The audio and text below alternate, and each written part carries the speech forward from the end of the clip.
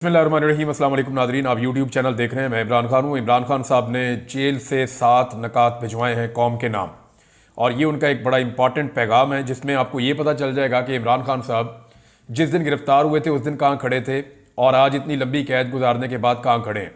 मैंने आपको पिछले वीलॉग में भी बताया था कि जितने भी लीडर गिरफ्तार होते हैं, गिरफ्तार होने के बाद उनके मौक़िफ़ में लचक आती है। उनकी जो पार्टी है वो भी अपनी मौक़िफ़ के अंदर लचक लेकर आती है और वो कोशिश करते हैं पहले हमारा लीडर बाहर आ जाए, उसके बाद फिर बाकी चीज़ें हम देख लेंगे। पहली प्रायोरिटी होती है लीडर को बाहर लाना, लेकिन इमरान खान साहब की ये प्रायोरिटी है ही नहीं। वो अपनी पार्टी को भी कहते हैं कि अपने मौक़िफ़ के ऊपर डट जाओ, और ख़ुद वो कहते हैं इससे फ़र्क नहीं पड़ता कि मैं जेल में हूँ, चाहे मैं 500 दिन हूँ, चाहे 500 साल हूँ। अब यहाँ जब आप इमरान खान साहब का ये स्टेटमेंट सुनते हैं तो आपको आइडिया हो जाता है कि वो 7 चीज़ें इमरान खान साहब ने बयान की हैं जिनके ऊपर वो एक कदम भी पीछे हटने के लिए अभी तक तैयार नहीं हुए। जो उनका स्टेटमेंट है वो मैं आपको एज इट इज़ बताता हूँ। इमरान खान साहब के ट्विटर से उसको शेयर भी किया गया है।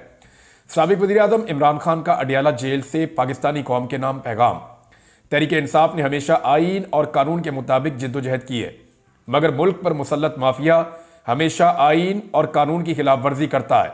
9 मई और 26 नवंबर की तहकीकात के लिए जुडिशल कमीशन का क़याम और अंडर ट्रायल असीरान की रिहाई हमारे जायज़ मुतालबात हैं। ये वो 2 मुतालबात हैं जो इमरान खान साहब ने कहे थे कि मैं अपनी सिविल नाफरमानी की तहरीक को रोकूंगा। अगर आप ये मुतालबात मानते हैं तो फिर मुज़ाकरात उसके बाद होंगे।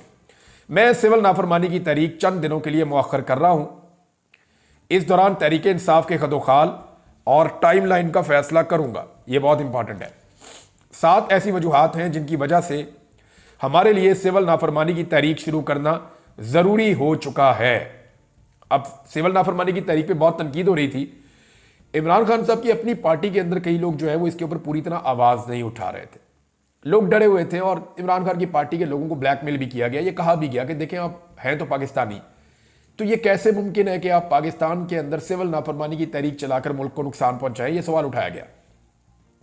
अब इस पर इमरान खान साहब ने जवाब दिया कि हमें क्यों ये तहरीक चलानी पड़ रही है। तो ये 7 वजूहात हैं जो इमरान खान साहब ने बताई हैं। नंबर 1, 2023 में लंदन प्लान के तहत पंजाब और खैबर पख्तूनख्वा असम्बलियों के इलेक्शन आईन के बरखिलाफ 90 दिन के अंदर नहीं कराए गए, क्योंकि इलेक्शन से पहले तहरीक इंसाफ को खत्म करना मकसद था। पहली वजह उन्होंने बताई कि हमारे साथ पहली ज्यादती जो बड़ी हुई, अभी उन्होंने ये नहीं कहा कि मेरी हुकूमत कैसे गिराई गई, वो उसके बाद 2023 में आए। उन्होंने कहा जी हमारे इलेक्शन ही नहीं करवा रहे थे, ये 90 दिन आईन और कानून कहता है, इन्होंने आईन और कानून तोड़ दिया, इलेक्शन नहीं करवा रहे थे कि पीटीआई का पहले सफाया करो। नंबर 2, वो ये कह रहे हैं कि 9 मई से पहले ही मुझ पर 140 से जायद मुकदमात बना दिए गए।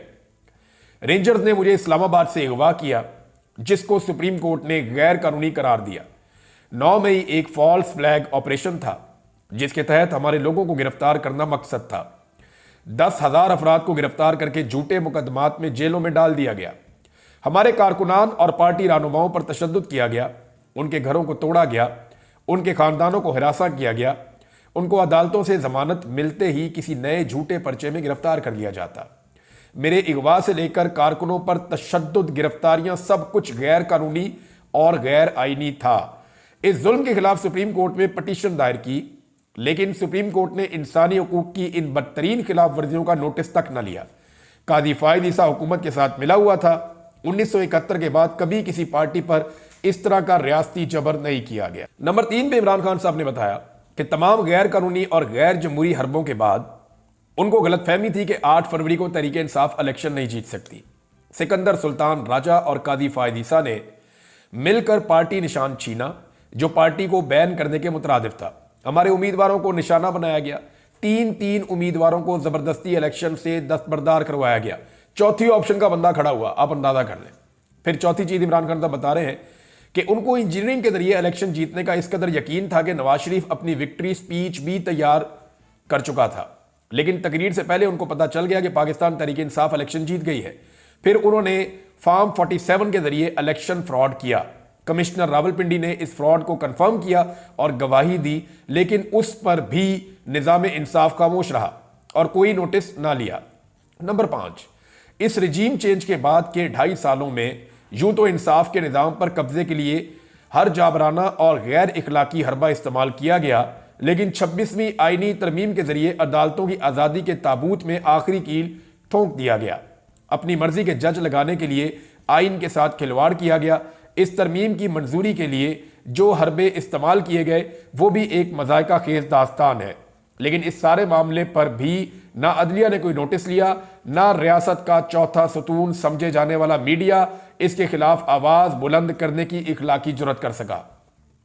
नंबर 6, सुप्रीम कोर्ट के फुल कोर्ट के फैसले के बावजूद तहरीक इंसाफ को आज तक मखसूस नशिस्तें नहीं दी गई।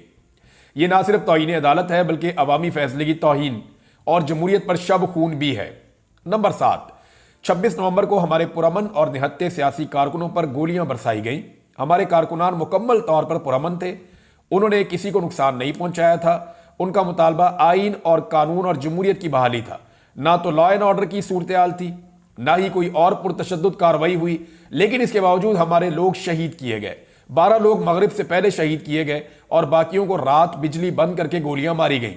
इन हालात में जब पाकिस्तानियों से तमाम आईनी हुकूक छीन लिए गए हैं, पार्लियामेंट और सुप्रीम कोर्ट पर कब्जा कर लिया गया है, पुरअमन एहतजाज का हक भी छीन लिया गया है, कानून और आइन की बुनियादें हिला दी गई हैं, अपने ही शहरियों पर गोलियां भी चलाई जा रही हैं, इदारों को अवाम के मुकाबले में लाने की कोशिश की जा रही है, तो सिविल नाफरमानी की तहरीक शुरू करना कौम की मजबूरी बन चुकी है। इसके अलावा अपोजिशन लीडरान को जेल में मुलाकात के लिए मैं वेलकम करता हूं। मैंने आपको पिछले वीडियो में बताया था कि मौलाना फजलुर रहमान साहब और अचक ज़ई साहब और अख्तर मेंगल साहब और दीगर कुछ और लोग हैं, वो इमरान खान साहब से जेल में मिलना चाहते हैं और इमरान खान साहब उनसे शायद मुलाकात भी करेंगे अगर सिस्टम ने इजाज़त दी तो। लेकिन उन्होंने कहा मुझे इस हुकूमत से उम्मीद नहीं है कि वो अपोजिशन लीडरान को मुझसे मुलाकात की इजाज़त देंगे, क्योंकि उन्होंने मेरी पार्टी के लोगों से भी 3 महीने से मेरी मुलाकात नहीं करवाई।